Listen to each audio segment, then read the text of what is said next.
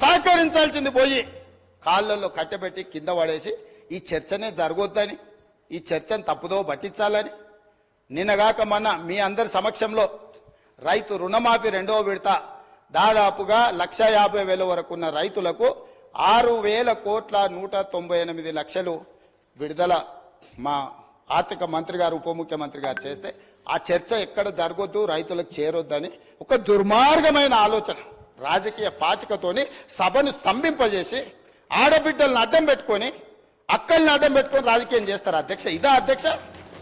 ఇదా అధ్యక్ష? నేను మాట్లాడాలంటే చాలా మాట్లాడగలను అధ్యక్ష. ఆ అక్కలకు నేను చెప్పగలను, ఆ అక్కల్ని నేను సొంత అక్కల్లాగానే భావించిన. ఒక అక్క నన్ను నడి బజార్లో వదిలేసిన నేనేమనలే, ఇంకొక అక్క ఎలక్షన్కి పోతే నా మీద 2 క్రిమినల్ కేసులు అయిన ఈ రోజుకున్న కోర్టుల చుట్టూ తిరుగుతున్న అధ్యక్ష. మీరు మాత్రం అక్కడికి వెళ్ళి మహిళా కమిషన్ చైర్పర్సన్ తెచ్చుకున్నారు, ఎమ్మెల్యే టికెట్ తెచ్చుకున్నారు, ఎమ్మెల్యేలు అయినారు. నేనేమన్నా అధ్యక్ష నా మీద కేసులు తీయాలని?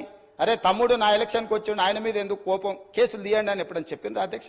ఆయన నేను అక్కల్ని ఏం అడగలేదు కదా అధ్యక్ష, ఏమనలే కదా. అక్కలుగానే భావించిన, సొంత అక్కలే అని నేను భావిస్తున్నా అని చెప్పిన అధ్యక్ష. నా కుటుంబ సభ్యురాలు సీతక్క అని చెప్పిన.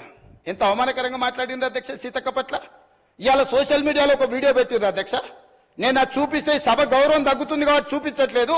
ఇవాళ సీతక్క అక్కడ నించుంటే వెనకాల నుంచి ఒక సభ్యుడు వచ్చి ఇంకొక సభ్యుడితో మాట్లాడుతుంటే ఇవాళ టీఆర్ఎస్ నాయకులు సోషల్ మీడియాలో పెట్టిన మీమ్స్ చూస్తే మీరే ఆ వేదిక మీద నుంచి వచ్చి చెప్పు తీసుకొని కొడతారు అధ్యక్ష. వాళ్ళను చేత్తో కూడా కొట్టారు.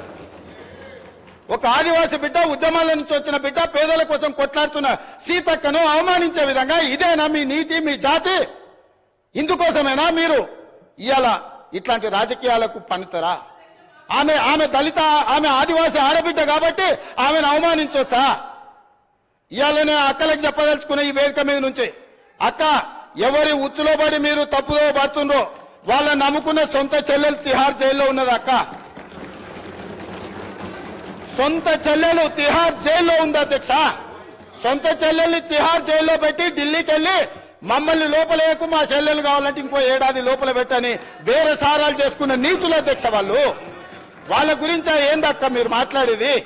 ఈ అక్కల కోసం కొట్లాడింది నేను అధ్యక్ష, వాళ్ళు కాదు. కాబట్టి ఆ అక్కల పట్ల నేను మహిళల పట్ల గౌరవంగా ఉండేవాడిని, అక్కల్ని గౌరవించేవాడిని. మంత్రివర్గ సమావేశంలో కూర్చి లేకపోతే కొండ సురేఖక్కనో సీతక్కనో వస్తే నేను లేచి కూర్చిచ్చిన ఎన్నోసార్లు ఈ అక్కలు ఉండ్రు.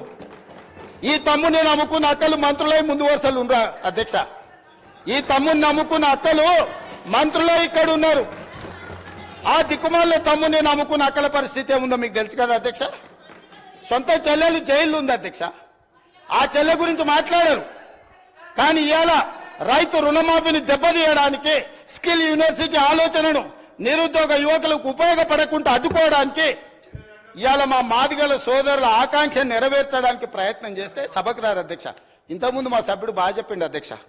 ఒకనాడు దళితుని ముఖ్యమంత్రిని చేస్తా అని మోసగించిండు, ఉప ముఖ్యమంత్రి ఇచ్చి బర్తరఫ్ చేసిండు. అట్లాంటి పరిస్థితుల్లో శ్రీమతి సోనియా గాంధీ గారు శ్రీ మల్లికార్జున్ ఖర్గే గారిని జాతీయ అధ్యక్షుని చేసింది అధ్యక్ష. శ్రీమతి సోనియా గాంధీ రాహుల్ గాంధీ గారు తమర్ని స్పీకర్గా చేసి ఆ కుర్చీలో కూర్చోబెట్టారు అధ్యక్ష. మీరా కుమార్ గారిని లోక్సభ స్పీకర్గా చేస్తే తెలంగాణ రాష్ట్రం ఇచ్చింది అధ్యక్ష.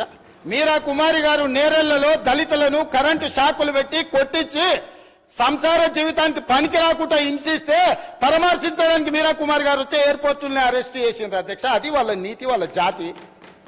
ఇవాళ ఎందుకు రాడు అధ్యక్ష? మిమ్మల్ని సోనియా గాంధీ గారు, మల్లికార్జున్ ఖర్గే గారు, రాహుల్ గాంధీ గారు స్పీకర్ చేసి అధ్యక్ష స్థానంలో కూర్చోబెడితే మీరు అక్కడ కూర్చుంటే అక్కడ కింద కూర్చోవలసి వస్తుందని మీ ముందర కింద కూర్చోకూడదు అని ఇవాళ సభకు వస్తలేడు అధ్యక్ష. ఏ దళితునైతే ముఖ్యమంత్రిని చేస్తాను దళితులను మోసగించిండో, ఏ దళితుని ఉప ముఖ్యమంత్రిగా చేసి అకారణంగా బర్తరఫ్ చేసిండో, ఇవాళ వాళ్ళను అవమానించిన చంద్రశేఖరరావు మైకులో మాట్లాడాలంటే ఒక దళిత విద్యను లేచి అధ్యక్ష నాకు మైక్ ఇవ్వు అని అడుక్కునే పరిస్థితి కాంగ్రెస్ తీసుకొచ్చింది అధ్యక్ష.